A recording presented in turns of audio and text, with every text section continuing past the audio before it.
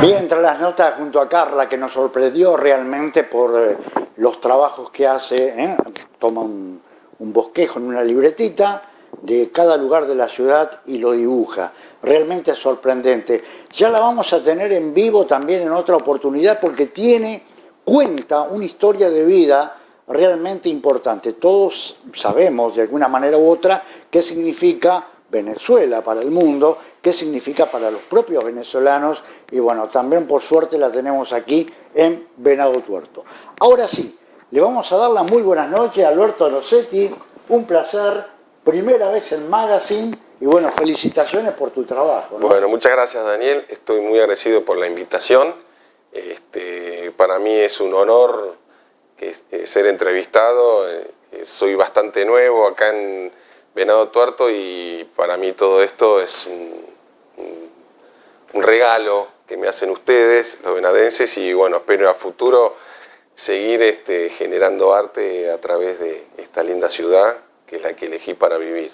Vos sabés que por costumbre uno dice rebobinando el cassette de la vida. Sí, sí, totalmente. Y yo creo que hablamos fuera en la exposición, bueno, que tenés una trayectoria bastante amplia, porque sos nacido en Buenos Aires. Comencemos desde... Sí, vamos para atrás porque si no mi arte no tiene un contenido, un desarrollo y una historia del por qué pinto como pinto, ¿no?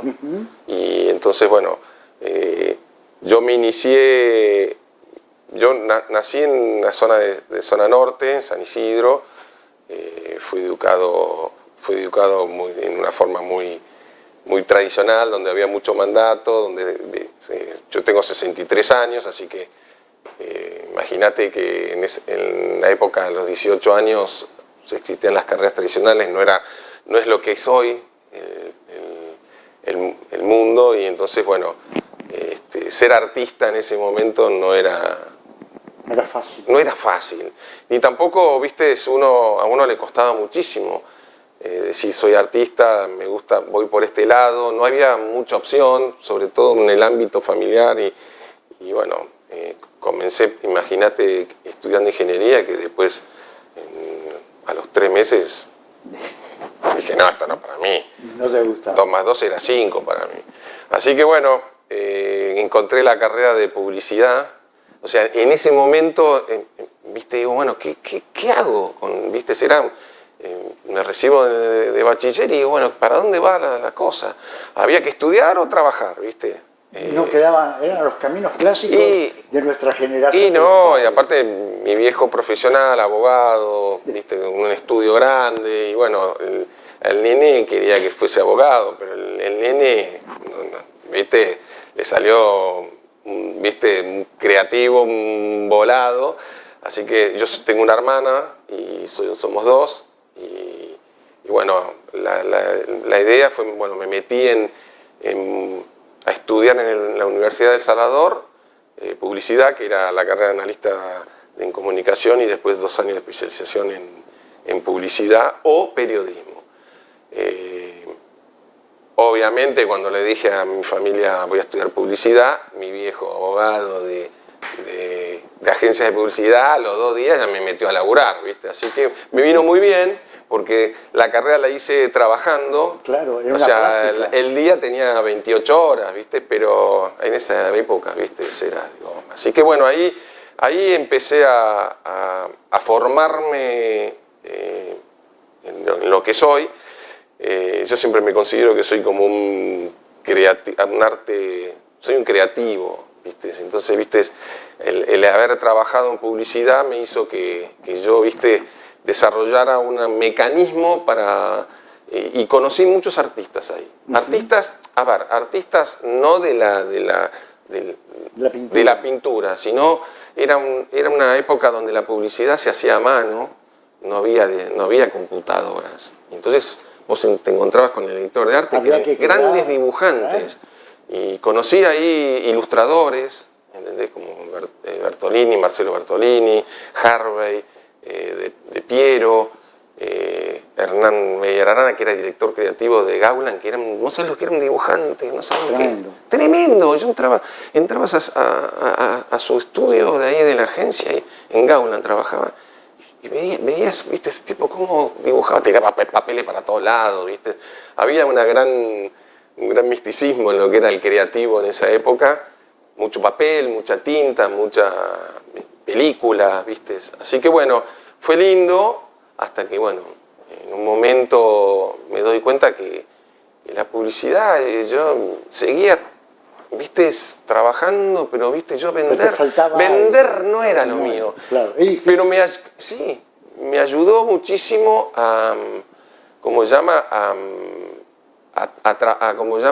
generar una forma de la parte creativa, que es un poco la que llevo adentro y que es la forma que yo trabajo actualmente, y bajo presión y sobre una idea, y bueno, eso me ayudó muchísimo a desarrollar lo que hoy soy.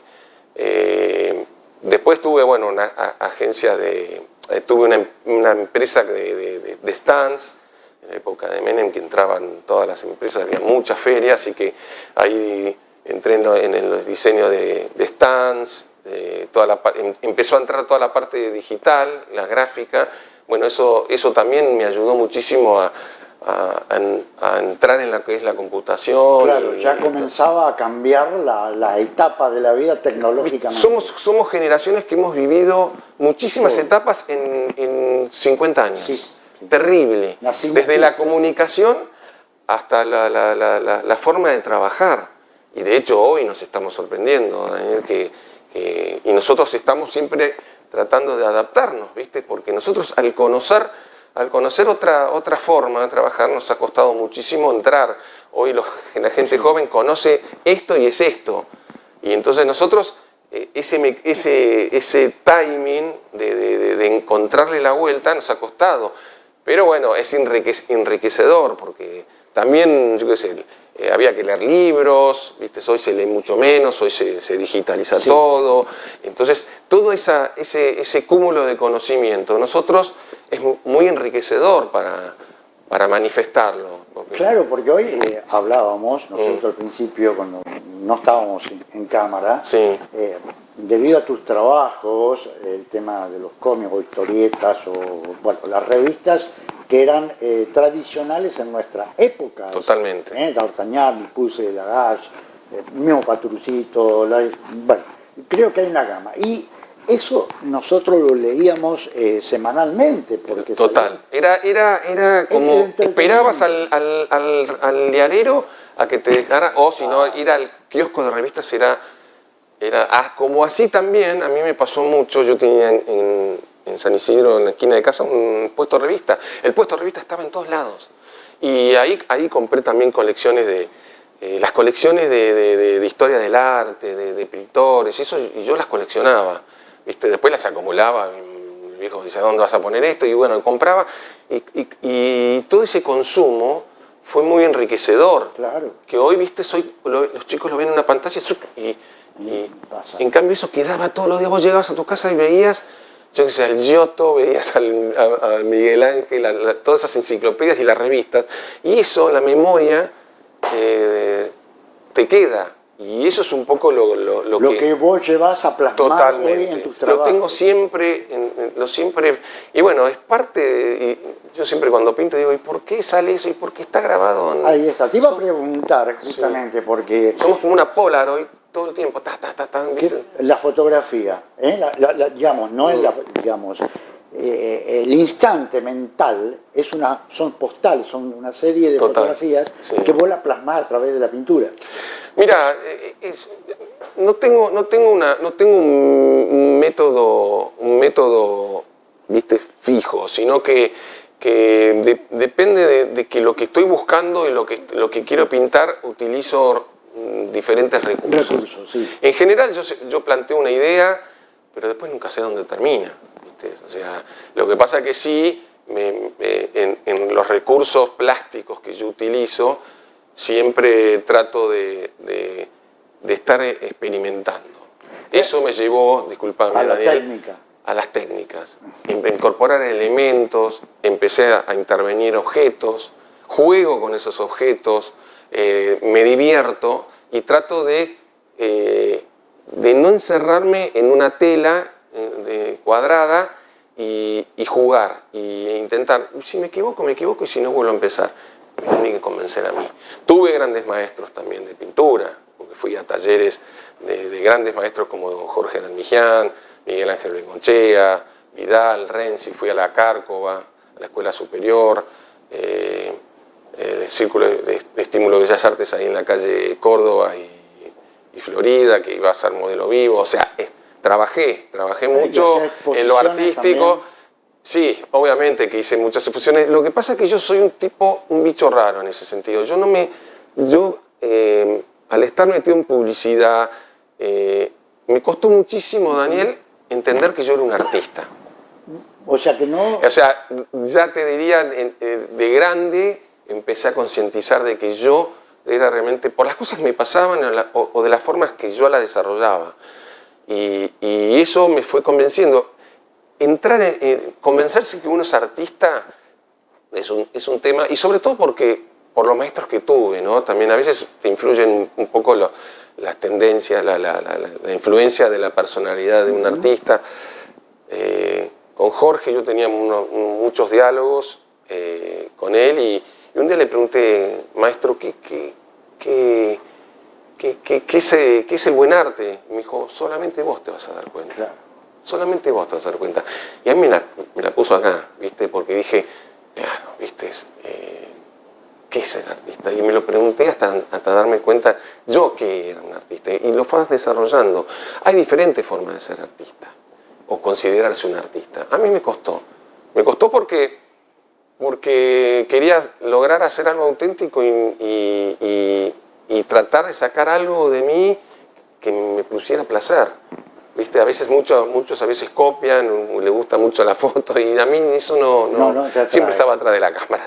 ¿Viste? Te pregunto, ¿cuánto, a ver, de esas horas hermosas que vi el viernes, por ejemplo, a ver, la de Susana Jiménez, ¿cuánto tiempo te tardó poder Es que no tengo, yo trabajo con pinceles muy chicos, ahora estoy empezando a trabajar, a romper un poco más las formas, así que empiezo a tirar pintura para arriba, pero bueno, son procesos, ¿viste? Trabajo con pinceles muy chicos porque, ¿viste? El hecho de haber trabajado en publicidad y me gusta mucho lo que es la ilustración, trabajé mucho los cuerpos humanos, dibujé mucho. A mí el dibujo, en realidad soy un dibujante, ¿viste?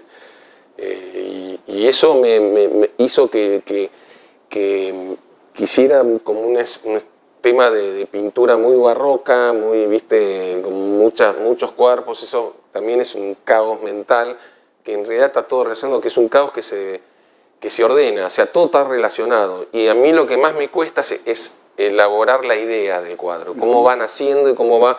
¿Y qué es lo que quiero decir? Lo importante acá es qué quiero decir yo. Con todo lo que está expuesto y pintado, ¿tiene un significado a eso? Sí, juego, o sea, ¿qué quiero decir o qué quiero hacer? Más es la palabra.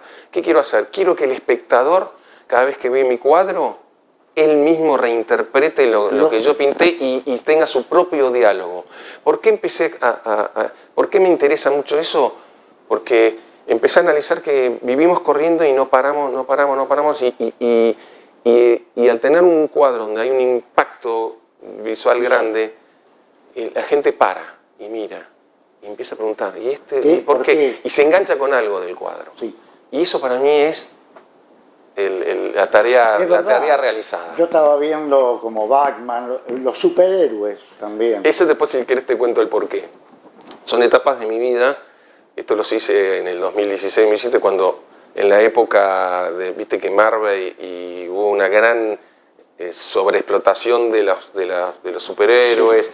Y en el cine, en la televisión, y bueno, y ahí es donde yo empecé a jugar, que me encantaban los superhéroes, a jugar con esas figuras en una forma muy irónica. Yo soy bastante irónico en el diálogo de los cuadros, siempre hay como reírme un poco de lo que me pasa. Soy como un cronista y bueno, en ese momento me pasaba de que el héroe lo utilizaba en la cultura americana, la utiliza la figura del héroe, el antihéroe, y bueno, lo entré a ironizar a decir, bueno, lo empecé a bajar a tierra. Entonces, en mis cuadros se ve la impotencia de que en realidad es un ser humano que sufre como cualquiera de nosotros, ¿entendés? Entonces siempre batalla, la figura que dice, no, el superhéroe tiene, y no.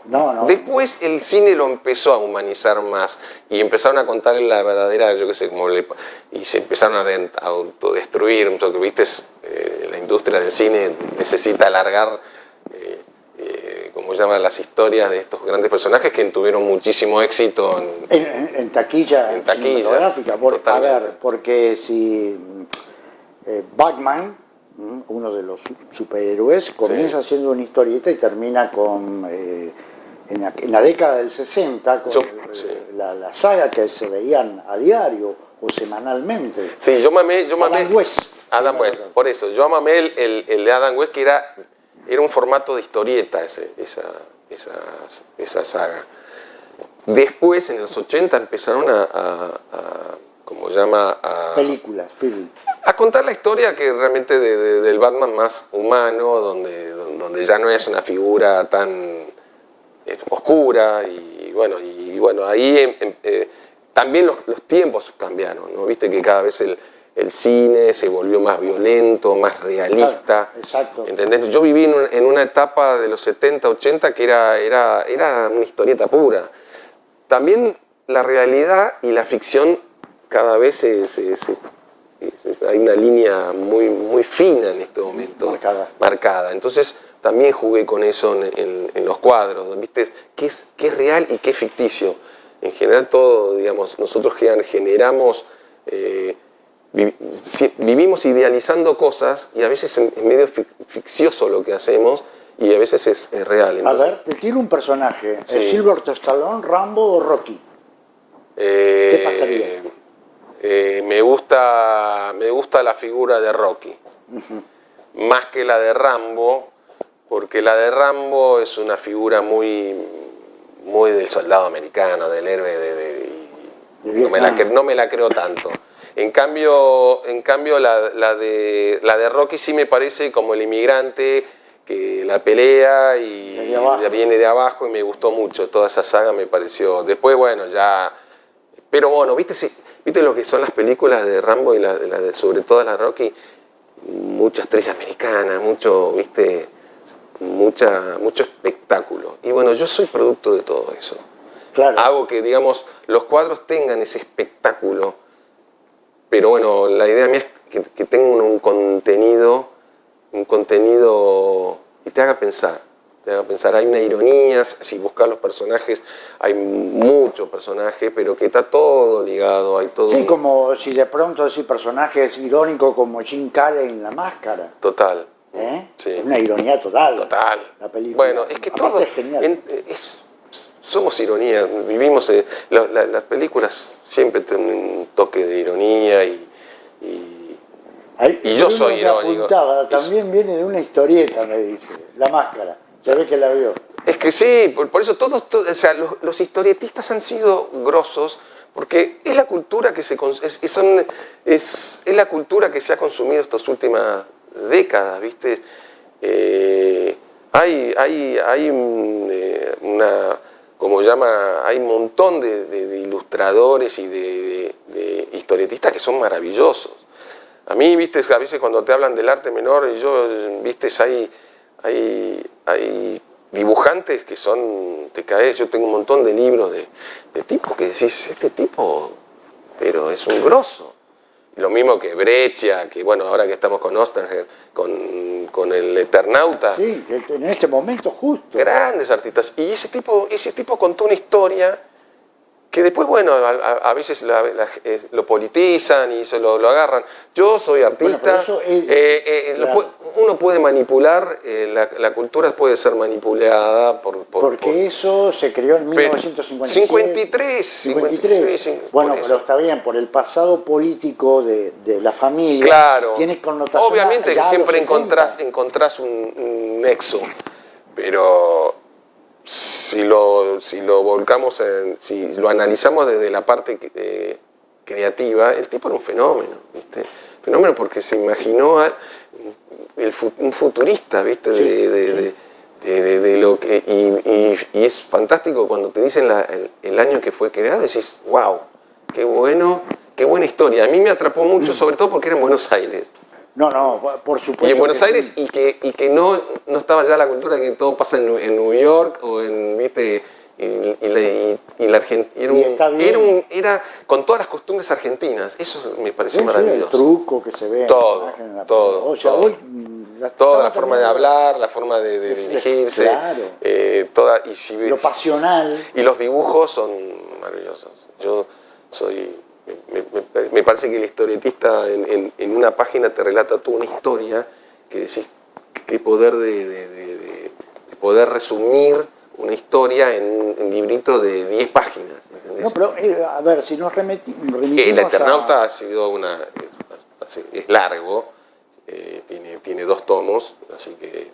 Que ahora seguramente se va a vender el libro. Sí, es que digo, qué suerte. ¿Viste? Vos sabés que estaba pensando, y toda decimos ficción. A ver, vamos mucho más atrás. Julio Verne. Me lo consumí 20.000 leguas de viaje Yo me volvía loco. submarino. Me encantaba. Sí. Viaje a... Totalmente. Existió. Lo único que no existió hasta ahora, Viaje al centro de la Tierra, que también lo escribió don Julio Verne. Porque es más difícil entrar a dentro de la Tierra que irse al espacio. Pero vos fijate Hanna-Barbera con los supersónicos. Si te pones a analizar, tenían el celular, la tele hoy que nos manejamos a través de la imagen, podemos hablar con imagen, todo eso lo tenían todos. Entonces yo soy convencido de que, bueno, que lo que nos pasa ahora también hay aportes de esta gente que soñaba y que se imaginaba cómo iba a ser el futuro, y bueno, y mucho de la tecnología partió desde ese lugar, ¿viste? Con esas ideas, decir, bueno, después, bueno, obviamente la ciencia y la tecnología hizo que se gestaran muchas de esas ideas de esos grandes soñadores. Vos sabés que me llevás a ver un tiempo, porque hoy estamos hablando con vos en este 2025, estamos hablando de gente de atrás que tuvo mente futurista como para hacer historieta. Sí. Vos como también creador de alguna manera, ¿tenés ideado un futuro en cuanto que lo puedas plasmar en la pintura?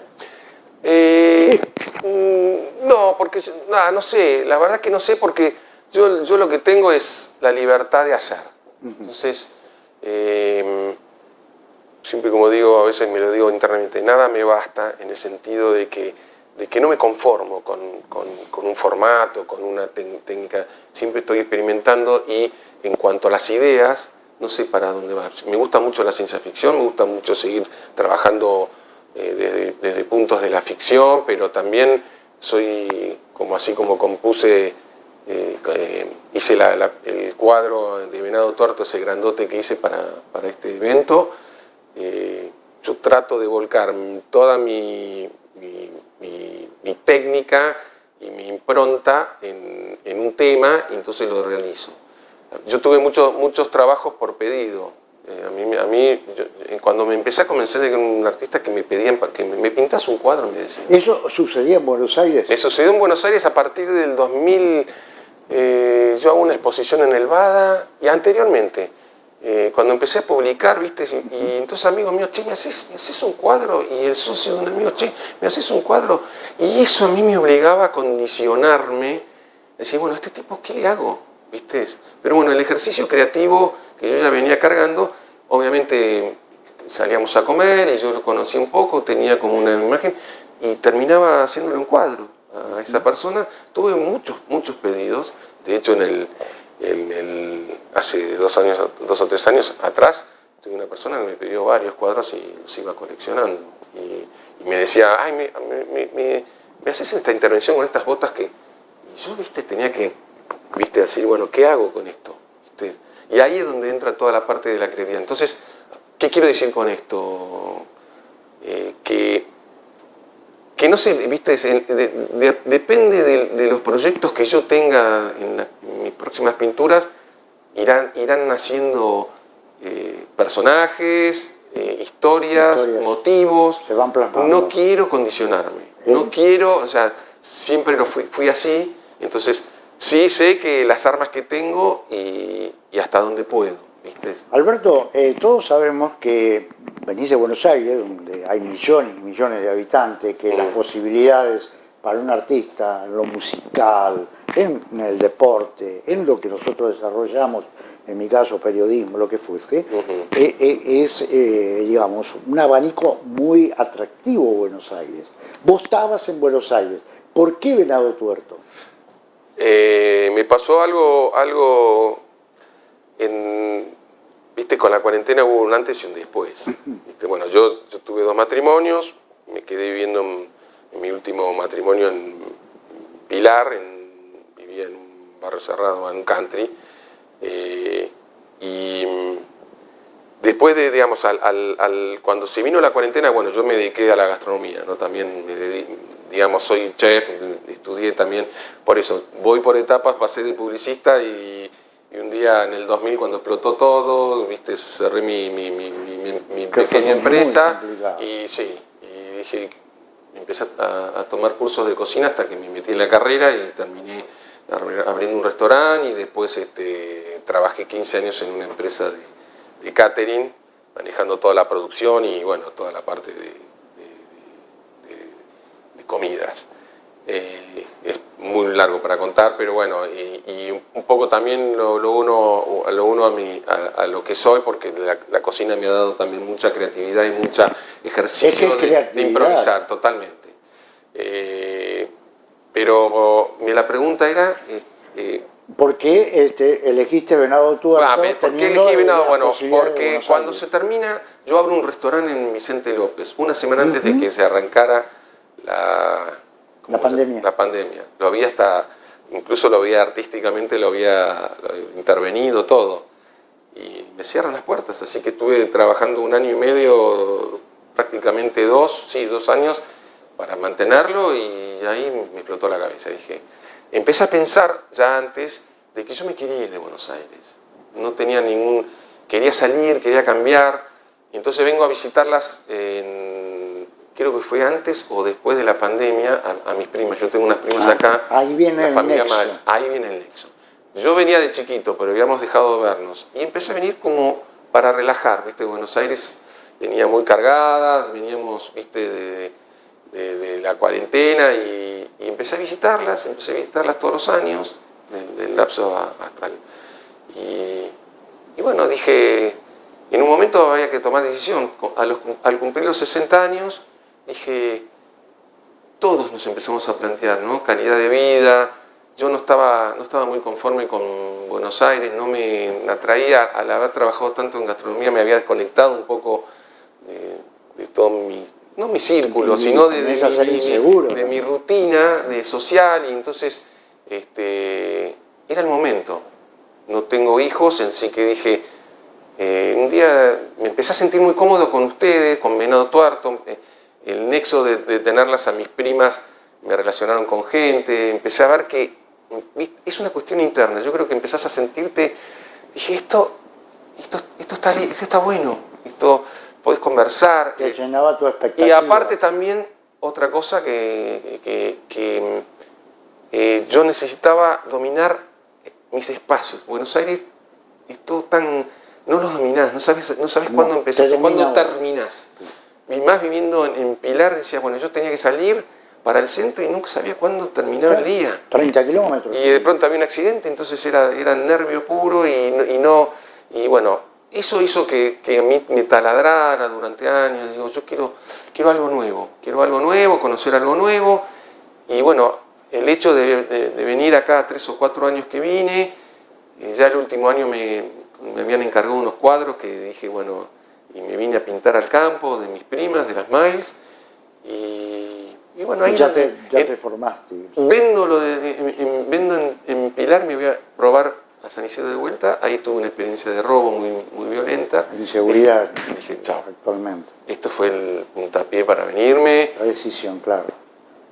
Y Venado Tuerto es una ciudad que me gusta mucho porque tiene una dinámica, tiene mucho movimiento, tiene de todo. Y dominás los espacios, los lugares, estás cerca de todos lados. la gente te contiene. Eso es lo que a mí me encanta, y no la indiferencia que a veces tiene en Buenos Aires, que vos, el médico, el ferretero, o sea, esta experiencia que estoy teniendo con ustedes, con las galerías. Sí, una vez que te empezás a conocer con la gente, como en el hecho que nos conocimos tenés el que viernes. vos tenés que poner de lo tuyo, Sí. y trabajarlo, ¿viste? Porque si no, nadie te va a venir a buscar. Entonces, bueno, hay que poner en todos lados, ¿viste? Es así. Así que yo acá me empecé a sentir como muy bien, y otra de las ventajas es que estoy a 300 kilómetros de Buenos Aires, donde tengo familia y amigos, Sí, y bueno, voy y vuelvo, armé todo, fui armando mi historia para venirme, ¿no? No es fácil tampoco. No, para nada. No es que, digamos, un día me volvió la loca. Esto es un trabajo interno, es algo, y mi lugar sí. ahora de trabajo es acá, y trabajar acá, y bueno, de a poco voy desarrollándome acá, conociendo gente y vinculándome con Haces todo. distintas exposiciones, por ejemplo, ahora hay próximas, en este caso. Mira, no tengo, estoy ligado con Maggie Veroni, que ella que está con el grupo más del museo, y bueno, tiene proyectada algunas, ella es la que idea los eventos. No quiero, con esto fue como una tarjeta de presentación este último evento de lo que yo hacía, porque no me conocía nadie, es algo que hice un par de... En la noche de los museos sí, ahí exhibí también, pero Sí. estaba en un teatro, no se veían bien las cosas.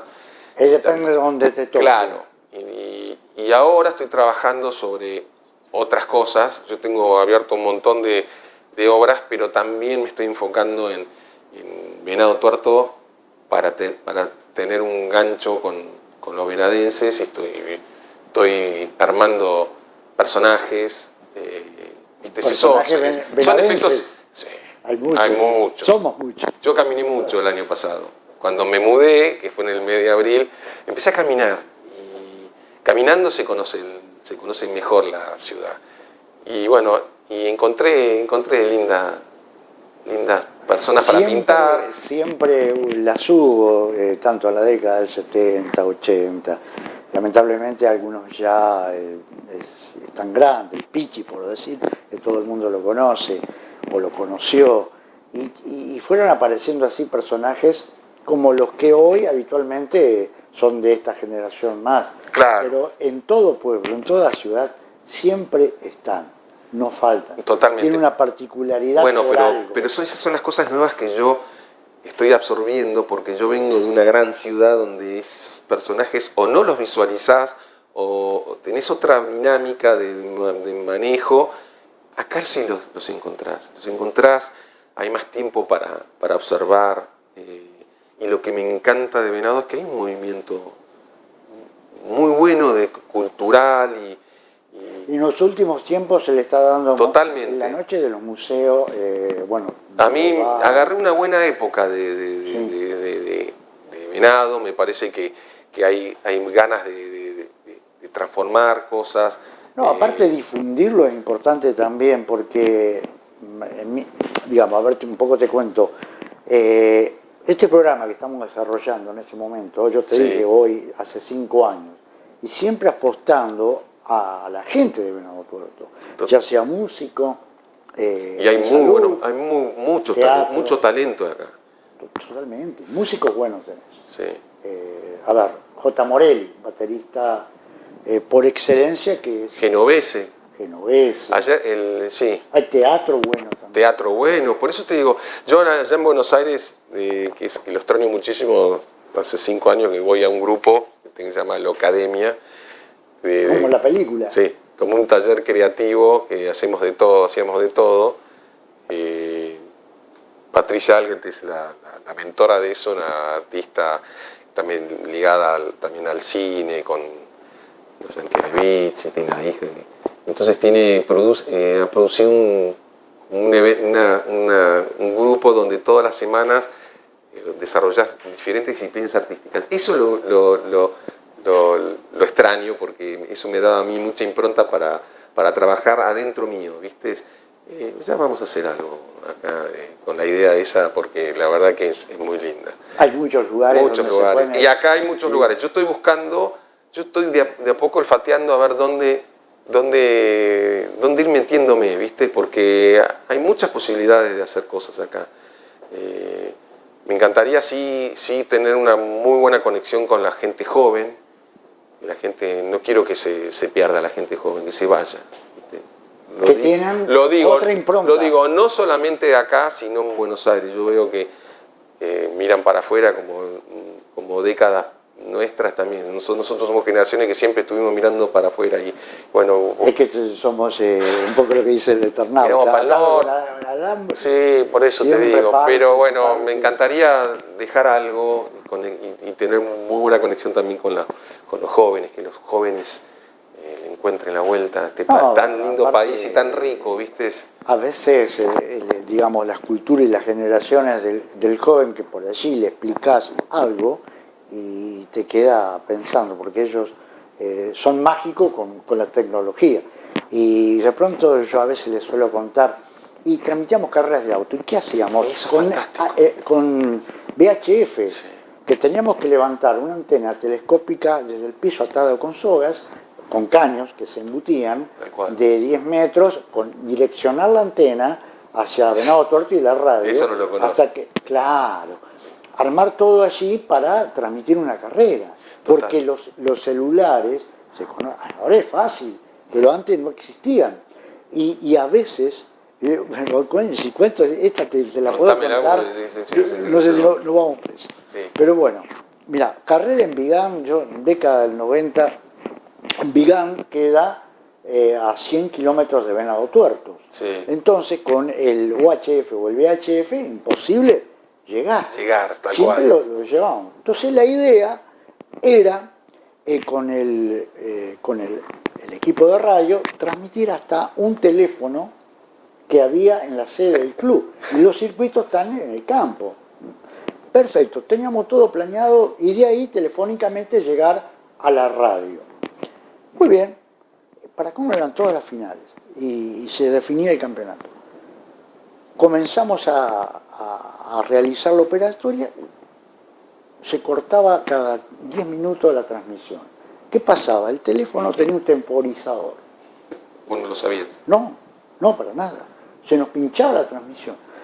Bueno, hicimos un corte, a todo eso estaban las series. ¿Y qué podemos hacer?